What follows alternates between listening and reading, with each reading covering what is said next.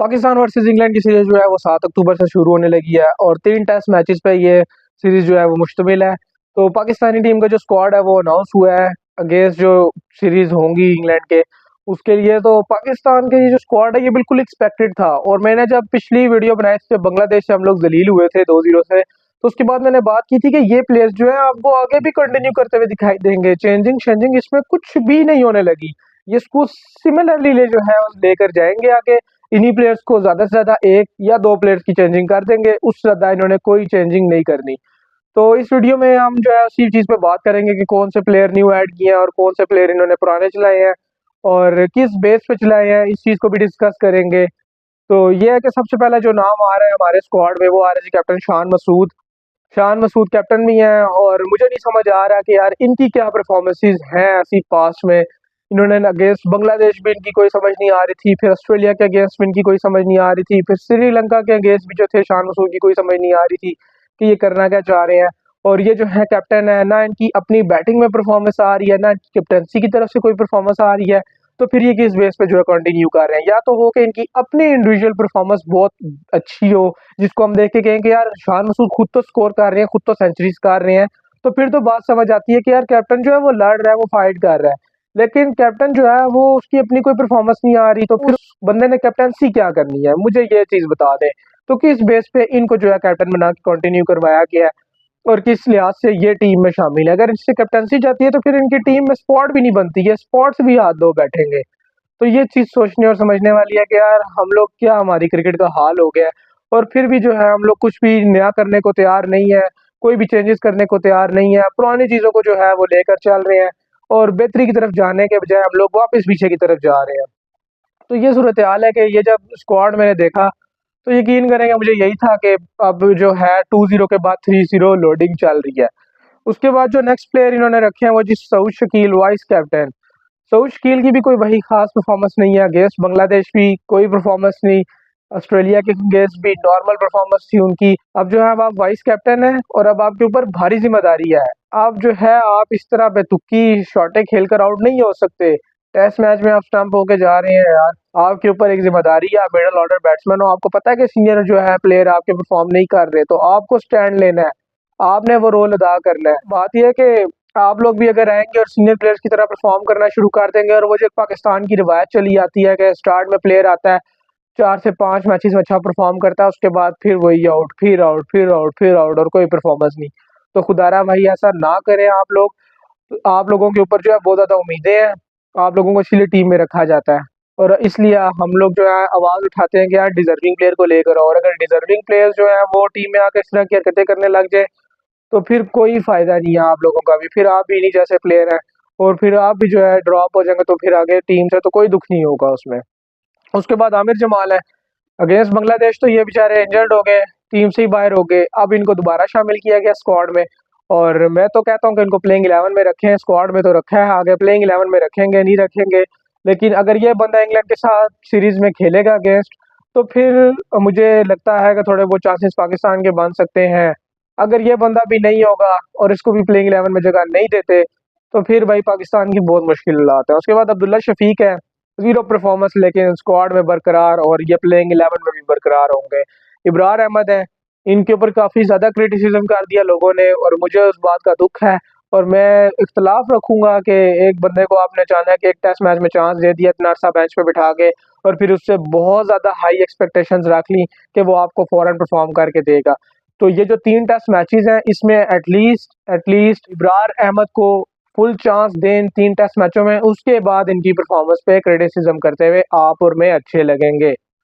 तो बेतुका और unnecessary criticism के एक बंदे को आपने बाहर बिठा के रखा और उसको फिर अचानक से लाके कह रहे हैं कि जी हमें परफॉर्म करके दो, तो ये गलत बात है और मैं इससे टोटल डिसएग्री करता हूँ। हमें ऐसा नहीं करना चाहिए, इनको थोड़ा सा मौका देना चाहिए। जिधर हमने बाकी रेलू कट्टों को चांस दिए हैं तो उधर हमें इस लड़के को भी चांस देना चाहिए। उसके बाद बात करेंगे जी बाबर आजम, इनकी परफॉर्मेंसेज इंटरनेशनल में कोई नहीं आ रही। वनडे कप जो धोखा कप एक था जो जिसे हमें शहजाद कहते हैं, मैं भी उसको धोखा कप ही मानता हूँ, उसमें इन्होंने अच्छी परफॉर्मेंस दी, सेंचुरी भी इनकी आई। तो इनसे अब मुझे एक्सपेक्टेशंस हैं कि इनकी फॉर्म थोड़ी सी वापस आई होगी और ये उस फॉर्म को कंटिन्यू करें और पाकिस्तान को अच्छा परफॉर्म करके दें। इनसे बहुत ज़्यादा एक्सपेक्टेशंस हैं मुझे सीरीज में अगेंस्ट इंग्लैंड जो है। उसके बाद बात करेंगे मीर हमजा की, डिजर्विंग लड़का है और इससे भी उम्मीद है। और इन्होंने पिछली सीरीज में भी अगेंस्ट बांग्लादेश भी अच्छी परफॉर्मेंस करके दी और अगेंस्ट ऑस्ट्रेलिया भी इन्होंने हमें परफॉर्म करके दिया था। तो इनसे उसी तरह की परफॉर्मेंस की उम्मीद है कि ये उस परफॉर्मेंस को जो है कंटिन्यू करेंगे। उसके बाद मोहम्मद रह रहा है भाई, इस बेचारे की तो मुझे जगह बनती दिखाई नहीं दे रही, इसको साथ खज्जल ही कर रहे हैं। ये मैं आपको अभी बता रहा हूँ, इसको प्लेइंग 11 में जगह नहीं मिलने लगी।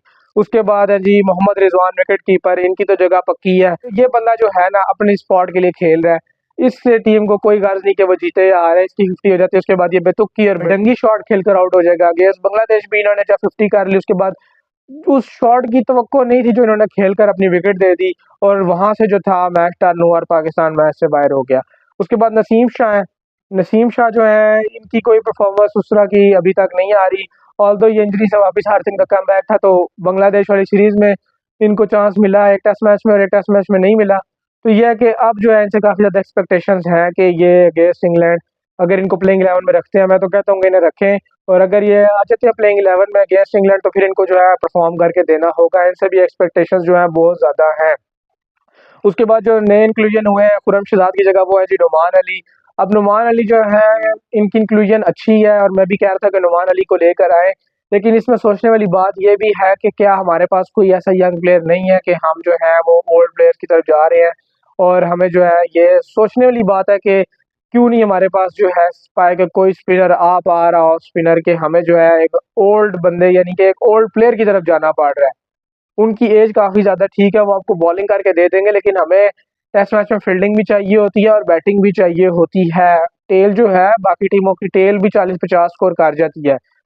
तो आया ये इनकी फिटनेस उस लेवल की है, ये बैटिंग कर सकें या फील्डिंग अच्छी कर सकें, तो ये चीज़ें भी देखनी होती हैं। क्योंकि फिर जो प्लेयर होता है ना वो एक किस्म की लाइबिलिटी बन जाता है आपके लिए, जब वो सिर्फ बॉलिंग करवा रहा हो, फील्डिंग ना हो रही हो या बैटिंग ना हो रही हो। तो ये चीज़ें भी बहुत सारे पर्सपेक्टिव होते हैं जो देखने पड़ते हैं। और ये जो है हमारे तो मैनेजमेंट वैसे ही अक्ल से पैदल है, तो इन लोगों से कुछ भी एक्सपेक्ट किया जा सकता है। ये इनका कोई भरोसा नहीं, क्या पता यूनुस खान विस्वा कोई जो है वो रिटायरमेंट वापस ले गए दोबारा टीम में ना ले आए। उसके बाद नेक्स्ट जो है साइम अयूब है। अगेंस्ट बांग्लादेश इन्होंने बहुत नॉर्मल सी परफॉर्मेंस दी, एक्स्ट्रा ऑर्डनरी परफॉर्मेंस इनकी तरफ से नहीं थी। तो जिस तरह इन्होंने 150 स्कोर किया वनडे कप में, तो इनकी भी फॉर्म लगी हुई है। तो भाई मेरे अपना होम ग्राउंड है, इतनी कोई बड़ी बात नहीं है।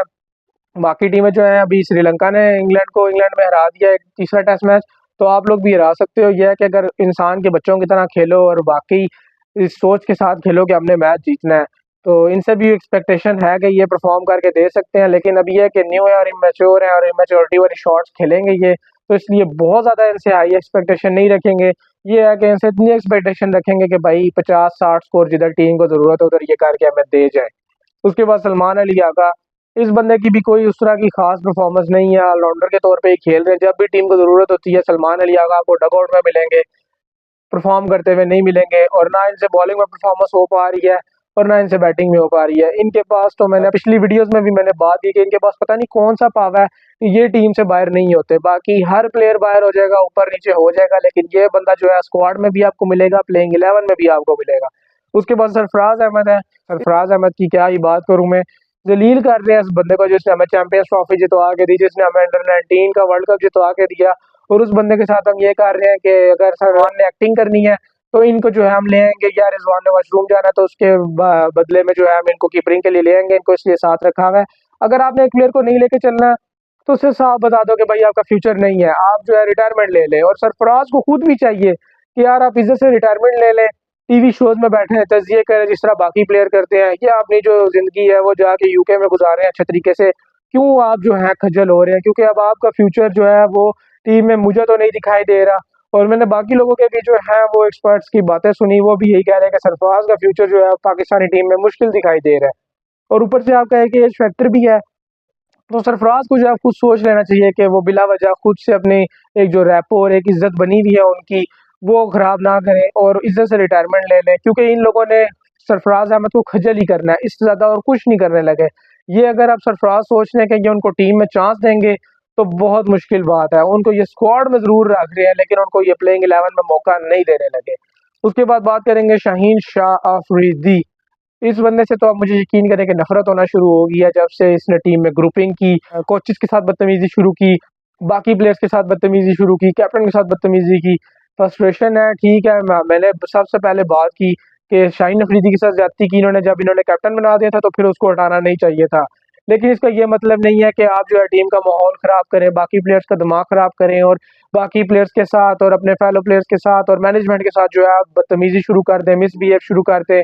तो और आपकी परफॉर्मेंस भी ना हो, आपको वनडे चैंपियंस कप में आपको 10 ओवरों में 80-80 स्कोर पड़ रहा है और सामने डोमेस्टिक के प्लेयर्स अगर आपको इतना स्कोर कर रहे हैं तो इंटरनेशनल में फिर आपका क्या हाल होगा? आपकी फॉर्म भी नहीं लगी हुई और आपका एटीट्यूड जो है वो आसमानों पे बातें कर रहा है, परफॉर्मेंस आपकी इधर है और एटीट्यूड आपका इधर है, तो इस तरह नहीं चल सकते। ये जो चीज़ें हैं आपको अपने एटीट्यूड पे बहुत काम करना होगा और अपनी परफॉर्मेंस में बहुत वर्क करना होगा। अगर आपकी परफॉर्मेंस इधर है तो फिर आपका एटीट्यूड इधर है तो वो अच्छा भी लगता है, दोनों बराबरी पे चीज़ें हो तो फिर अच्छी भी लगती हैं।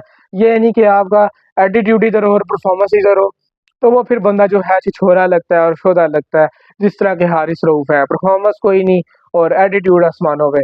तो बंदा पहले परफॉर्म करे उसके बाद एटीट्यूड लेकर आए, तो अच्छा भी लगता है और लोग कहते भी हैं कि यार ये बंदा जो है डिज़र्व करता है। जिस तरह मैं मिसाल दूँगा यहाँ पे शोएब अख्तर थे ना, उनकी परफॉर्मेंस यहाँ पे थी, तो उनका एटीट्यूड अगर यहाँ पे भी चला जाएगा ना तो उन पे सूट करेगा। क्योंकि उस बंदे ने जिस तरह दिलेरों की तरह करियर गुज़ारा है ना, तो उस पे अच्छा भी लगता था। अब आपकी परफ़ॉर्मेंस ना हो, आपको बच्चे जो हैं चैंपियंस कप में आके 80-80 स्कोर मार रहे हैं 10 ओवरों में और विकेटें भी नहीं आप ले पा रहे। उसके बाद आप कहें कि आपको कैप्टन भी बना दिया जाए और आप जो है परफ़ॉर्मेंस भी ना हो आपसे और आपका एटीट्यूड भी आसमानों पे हो, तो ये चीज़ जो है साथ नहीं चल सकती। तो ये था जी ओवरऑल स्क्वाड। इसमें मैंने बात की कि कौन-कौन से प्लेयर हैं और कौन से नहीं हैं, क्यों रिप्लेस हुए, किस लिए हुए और क्या लेकर चल रहे हैं। अगर आप मुझसे पूछें ना मेरी ऑनेस्ट ओपिनियन दें इस बारे में, तो ये जो स्क्वाड है ना, इसको देख के मुझे नहीं लगता कि हम जो है इंग्लैंड से सीरीज़ बराबर करने की तरफ भी जाएँगे। इब्रार और नुमान अगर दोनों प्लेइंग 11 में जगह बनाते हैं, तो वो अपनी बॉलिंग से इंग्लैंड को अगर फँसा लें, तो फँसा लें। हमारी बैटिंग, हमारी फील्डिंग, इनसे तो मुझे नहीं लगता कि हम जो है इंग्लैंड को टफ टाइम दे पाएँगे। ऑल्दो कुछ भी हो सकता है, क्रिकेट है, इंग्लैंड फँस भी सकता है और इंग्लैंड जो है जिस तरह हमें पीछे वो 3-0 से मार के चले गए थे, 550 स्कोर पहले दिन में कर गया थे, वो पहले टेस्ट मैच में, तो उस तरह भी सिनेरियो बन सकता है कि पाकिस्तान वन साइडेड हार जाए, हो सकता है पाकिस्तान जीत भी जाए। कुछ भी सिनेरियोज़ बन सकते हैं लेकिन अगर आप पेपर पे बात करें इंग्लैंड की टीम की और पाकिस्तान की टीम की, तो इंग्लैंड की टीम यहाँ पे स्टैंड कर रही है और पाकिस्तान की टीम यहाँ पे स्टैंड कर रही है।